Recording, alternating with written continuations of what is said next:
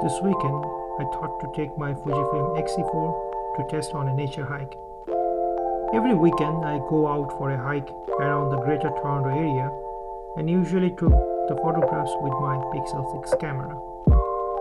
The Fujifilm camera I bought was intended to do street photography mainly. However, that doesn't mean it can be used for any other purposes. Nature is beautiful and messy at the same time. Beautiful because of its elegance and vibrancy. Messy because of the chaos of life, which is gorgeous too.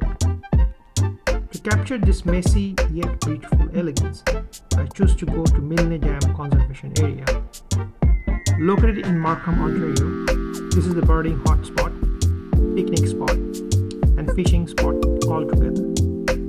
The Rouge River passes through the area, which might be an inspiration to build the dam here.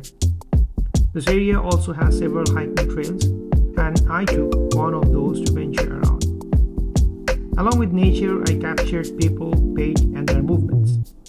After all, everything on this planet is part of the greater picture of nature, don't you think? Well, to my eyes, the photographs that came out are nice. Most images are taken on the Astia Soft and Acros Plus are filter simulations of Fujifilm.